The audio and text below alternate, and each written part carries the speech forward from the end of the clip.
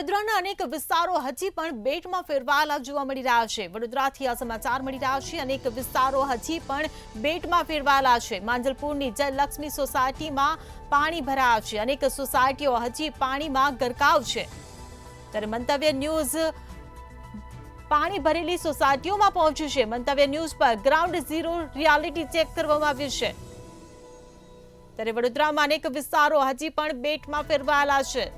ત્યારે માંજલપુરની જયલક્ષ્મી સોસાયટીમાં પાણી ભરાયેલા છે। અનેક સોસાયટીઓ હજી પણ પાણીમાં ગરકાવ થયેલી જોવા મળી રહી છે। ત્યારે મંતવ્ય ન્યૂઝ પાણી ભરાયેલી સોસાયટીઓમાં પહોંચ્યું છે। તો મંતવ્ય ન્યૂઝ પર ગ્રાઉન્ડ ઝીરો રિયાલિટી ચેક કરવામાં આવ્યું છે।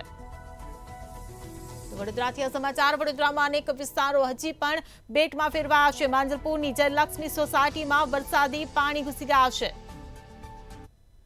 વડોદરામાં વરસ્યો વરસાદ અને 70% વિસ્તારમાં આવી ગયું પૂર।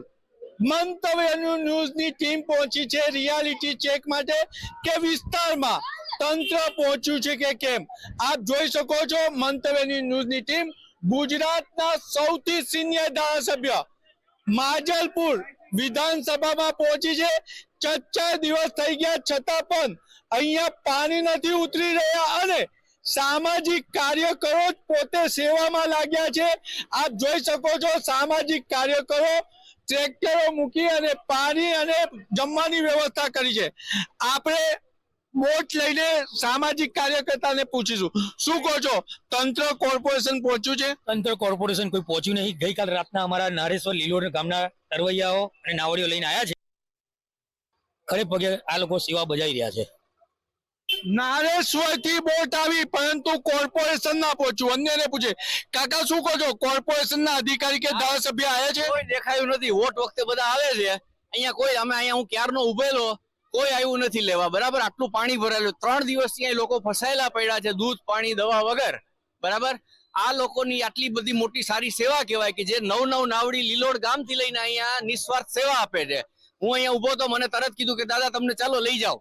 ક્યાં જવું છે? ઘર સુધી લઈ ગયા। અમે સામાન પહોંચાડ્યો મારા ભાઈના ઘરે ફસાયેલા ત્યાંથી પાછા લઈ આવ્યા। આટલી નિસ્વાર્થ ભાવે સેવા તમને આ બહારના લોકો આવીને કરી જાય છે। બરાબર 9 ફૂટ પાણી હતું ઘરમાં 9 ફૂટ પાણી બરાબર અને કોઈ જોવા માટે આવેલું નથી। કોર્પોરેટર તો ગાયબ જ છે। અહીં ગાળે તંત્ર એકદમ સદંતર નિષ્ફળ ગયું છે અને આ કોર્પોરેશનની ભૂલના લીધે આવેલું પૂર છે। વરસાદ 2 દિવસથી નથી તેમ છતાં પણ 9-10 ફીટ પાણી હોય તો બી અને આ નાવડી વાળા અને નારેશ્વર થી ને તે આખા સમાજ સેવકો અને બધા ફૂડ પેકેટ અને બધું આપી જાય છે। બાકી તંત્ર ક્યાંય આવેલું નથી। અને ખોડલનગરમાં પણ પાણી છે 43 ફૂટ પાણી છે। લોકો 5-5 ફૂટ છે કોઈ ભરવા કે જોવા આવ્યું નથી ને જે કઈ પાણી આપે છે એ સંસ્થા વાળા આપવા છે। કોર્પોરેશનની કોઈ મદદ જ નથી। કોઈ જોવા આવ્યું નથી। ભરવા હું મળવા બી કોઈ આવ્યું નથી કોઈ જોવાય કે તમારી કઈ તકલીફ છે। ઘરોનું તમે જોશો અંદર બધું જ સામાન ફ્રીજ ઘરઘંટી ટીવી વોશિંગ મશીન સોફા બધું જ આખું ખરાબ થઈ ગયેલું છે। આખા ઘરોમાં અમારા બધા રોડ ઉપરના 9 ફૂટ પાણી। સમાજ સેવી સિવાય કોઈ કામ લાગ્યો નથી। પ્રશાસને કોઈ કામ કર્યો નથી। આ તો સમાજ સેવી લોકો છે જે 2 દિવસથી કમરથી ઉપર પાણીમાં બી લોકો જઈને પાણીની સેવા આપી રહ્યા છે। આપણે અન્યને પૂછીશું શું કહો છો તંત્ર પહોંચ્યું છે? બિલકુલ નહીં। અને આ એક માનવ સર્જિત પૂર છે જે કોર્પોરેશનની બેદરકારીના લીધે આવેલું પૂર છે। અને જો આટલો બધો વરસાદ પડ્યો નથી જેટલો આ લોકો બતાવે છે। 15 ઇંચ વરસાદમાં જો વડોદરા શહેરની આ હાલત થતી હોય તો પછી આ તમે વિચારી શકો છો કે આનાથી વધારે વરસાદ પડે તો શું થાય?